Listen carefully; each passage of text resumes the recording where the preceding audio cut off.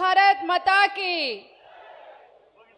ಯಾಕೆ ಹಶುವಾಗಿದೆ ಎಲ್ಲರಿಗೂ ಅಥವಾ ಬಿಸಿಲು ಜಾಸ್ತಿ ಆಗಿದೆಯಾ? ಇದು ಯೂತ್ ಕಾಂಗ್ರೆಸ್, ಅದು ಯೂತ್ ಕಾಂಗ್ರೆಸ್ನ ನೂತನವಾಗಿ ಅಧ್ಯಕ್ಷರಾದಂಥ ಮಂಜುನಾಥ್ ಅವರ ಪದಗ್ರಹಣ ಕಾರ್ಯಕ್ರಮ. ಬೋಲೋ ಭಾರತ್ ಮಾತಾ ಕಿ, ಕಾಂಗ್ರೆಸ್ ಪಕ್ಷಕ್ಕೆ. ಬಂಧುಗಳೇ,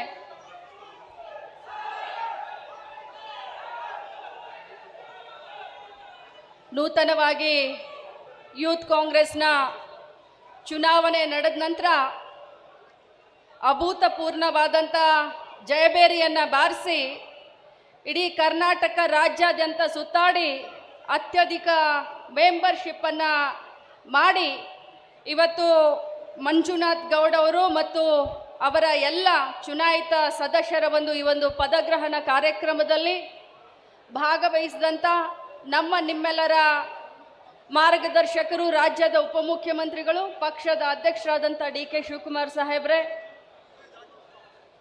ಅದೇ ರೀತಿ ಯೂತ್ ಕಾಂಗ್ರೆಸ್ನ ರಾಷ್ಟ್ರೀಯ ಅಧ್ಯಕ್ಷರು ಆದಂಥ ಉದಯ್ಜಿ ಅವರೇ, ಇವತ್ತಿನ ಪದಗ್ರಹಣದಲ್ಲಿ ಅಧ್ಯಕ್ಷರಾಗಿ ಪದವನ್ನು ಸ್ವೀಕಾರ ಮಾಡ್ತಾ ಇರುವಂಥ ಮಂಜುನಾಥ್ ಗೌಡ ಅವರೇ, AICCಗಳ ನಮ್ಮೆಲ್ಲ ಕಾರ್ಯದರ್ಶಿಗಳಿದ್ದಾರೆ, ಮಯೂರ್ ಜಯಕುಮಾರ್ ಸರ್, ಸಂದೀಪ್ ಅವರೇ, ನಮ್ಮ ಶ್ರೀನಿವಾಸ್ ಅವರು, IYCಯ ಮಾಜಿ ಅಧ್ಯಕ್ಷರು ನಲ್ಪಾಡ್ ಅವರು, ನಮ್ಮ ಕರ್ನಾಟಕ ರಾಜ್ಯ ಇನ್ಚಾರ್ಜ್ ಆದಂಥ ನಿಗಮ್ ಅವರು, ಅದೇ ರೀತಿ ಅಭಿಷೇಕ್ ದತ್ ಅವರು ಬಂದಿದ್ದಾರೆ, ಮನ್ಸೂರ್ ಖಾನ್ ಅವರು, ಮತ್ತು ಬಹಳಷ್ಟು ಯುವಕರನ್ನ ಮತ್ತು ಮಾಧ್ಯಮದ ಸಹೋದರರು. ನನಗೆ ಗೊತ್ತು ಸಮಯ ಜಾಸ್ತಿ ಆಗಿದೆ, 1.5 ಗಂಟೆ ಆಗಿದೆ, ಎಲ್ಲರೂ ಹಶು ಆಗಿದೆ. ಆದರೆ ನಮಗೆ ಯುವಕರು ಅಂತಂದರೆ ಒಂದು ಭರವಸೆ. ನಾನು 5 ನಿಮಿಷದಲ್ಲಿ ನನ್ನ ಭಾಷಣವನ್ನು ಮುಗಿಸ್ತೀನಿ. ತಾವೆಲ್ಲ ಭಾಷಣ ಕೇಳಕ್ಕೆ ತಯಾರಿದ್ದೀರಂದರೆ ಭಾಷಣ ಮಾಡ್ತೀನಿ. ಭಾಷಣ ಕೇಳಕ್ಕೆ ತಯಾರಿದ್ದೀರಾ? ಕೈ ಮಾಡಿ. ಈ ಕಡೆ ಮಾಡೇ ಇಲ್ಲ. ಯುವಕರು ಅಂತಂದರೆ ನಮ್ಮ ದೇಶದ ಶಕ್ತಿ ಅಂತ ಹೇಳ್ತೀವಿ. ಅದೇ ಪ್ರಕಾರ ಇದೇ ಯುವಕರು ಅಂದರೆ ಕಾಂಗ್ರೆಸ್ ಪಕ್ಷದ ಶಕ್ತಿ ಇಮ್ಮಡಿ ಆಗುತ್ತೆ ಅಂತ ಹೇಳಲಿಕ್ಕೆ ನಾನು ಬಯಸ್ತೇನೆ. ಇವತ್ತು ನಮ್ಮ ಪಕ್ಷ ಅಧಿಕಾರಕ್ಕೆ ಬರಬೇಕಾದ್ರೆ ತಾವೆಲ್ಲರೂ ಕೂಡ ರಾತ್ರಿ ಹಗಲು ಕೆಲಸ ಮಾಡಿದ್ದಕ್ಕೆ ಇವತ್ತು ರಾಜ್ಯದಲ್ಲಿ 136 ಸೀಟ್ಗಳನ್ನು ಗೆದ್ದು ತಮ್ಮೆಲ್ಲರ ಸಹಕಾರದಿಂದ ಇವತ್ತು ರಾಜ್ಯದ ಜನತೆಗೆ ಕೊಟ್ಟಂತ ಭರವಸೆಗಳನ್ನು ನಾವೆಲ್ಲ ಈಡೇರಿಸ್ತಾ ಇದ್ದೀವಿ.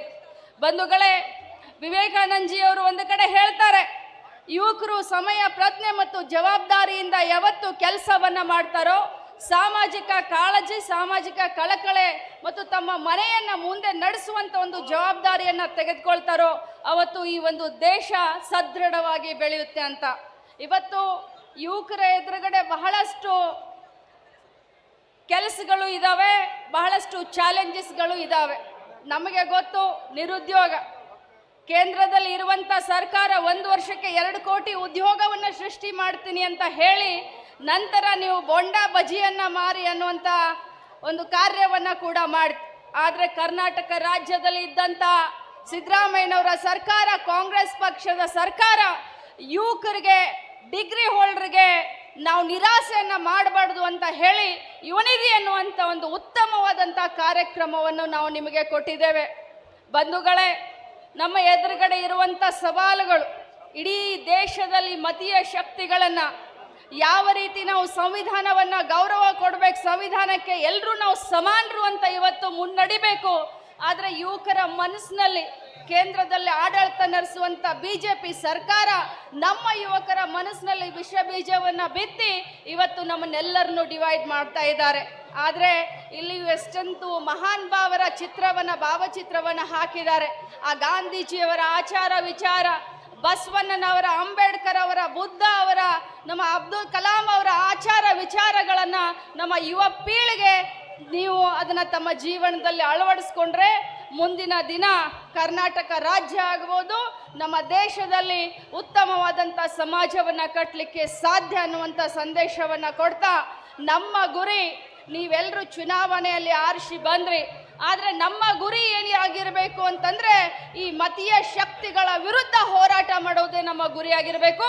2028ಕ್ಕೆ ಮತ್ತೆ ನಮ್ಮ ಕಾಂಗ್ರೆಸ್ ಪಕ್ಷದ ಸರ್ಕಾರವನ್ನ ತರುವುದು ನಮ್ಮ ಮುಖ್ಯ ಉದ್ದೇಶ ಮತ್ತು ಗುರಿ ಆಗಿರಬೇಕು. ಇವತ್ತು ಪದಗ್ರಹಣವನ್ನ ಸ್ವೀಕಾರ ಮಾಡ್ತಾ ಇರುವಂತ ಎಲ್ಲ ನನ್ನ ಯುವಕರಿಗೆ, ಮಂಜುನಾಥ್ಗಾಗಿರ್ಬೋದು, ಉಪಾಧ್ಯಕ್ಷರಾಗಿರ್ಬೋದು, ಎಲ್ಲ ಪದಾಧಿಕಾರಿಗಳಿಗೆ ನಾನು ಶುಭವನ್ನ ಹಾರೈಸ್ತೇನೆ. ಯಾಕಂದ್ರೆ ಇವತ್ತು ಯೂತ್ ಕಾಂಗ್ರೆಸ್ನಿಂದ ನಮ್ಮ ದೇಶದಲ್ಲಿ, ನಮ್ಮ ರಾಜ್ಯದಲ್ಲಿ ಅನೇಕರು ದೊಡ್ಡ ದೊಡ್ಡ ನಾಯಕರಾಗಿದ್ದಾರೆ. ಈ ಯೂತ್ ಕಾಂಗ್ರೆಸ್ನೇ ನಿಮಗೆ ಒಂದು ತಳಹದಿ, ಇದೇ ಒಂದು ತಮ್ಮ ರಾಜಕೀಯ ಜೀವನಕ್ಕೆ ಬುನಾದಿ. ಆದರೆ ಬರೀ ಅಧಿಕಾರದ ಹಿಂದೆ ಹೋಗದೆ ಪಕ್ಷವನ್ನ ಗಟ್ಟಿಗೊಳಿಸಿದ್ರೆ, ಪಕ್ಷ ಉಳಿದ್ರೆ ನಮಗೆ ನಾಳೆ ಅಧಿಕಾರ, ಪಕ್ಷ ಉಳಿದ್ರೆ ಸಮಾಜದಲ್ಲಿ ಶಾಂತಿ, ಪಕ್ಷ ಉಳಿದ್ರೆ 4 ಜನರಿಗೆ ಕೆಲಸ ಮಾಡಿಕೊಡ್ಲಿಕ್ಕೆ ಬರುತ್ತೆ ಅನ್ನುವಂಥ ಒಂದು ತಾತ್ಪರ್ಯವನ್ನು ತಾವು ಇಟ್ಕೊಳ್ಬೇಕು. ಪಕ್ಷಕ್ಕೆ ಒಂದು ಗಟ್ಟಿಯಾಗಿ ಶಕ್ತಿಯನ್ನು ತಾವು ಕೊಡಬೇಕು. ಏನು ಇವತ್ತು BJPಯವರು ABVP ಇರಬಹುದು, RSS ಅವರು ಇರಬಹುದು, ಅಥವಾ ವಿದ್ಯಾರ್ಥಿ ಏನೇನು ಮಾಡ್ತಿರ್ತಾರೆ, ಅದ್ರ ಎಲ್ಲದರ ಬಗ್ಗೆ ತಾವು ಕಾಳಜಿಯನ್ನು ತೆಗೆದುಕೊಳ್ಬೇಕು.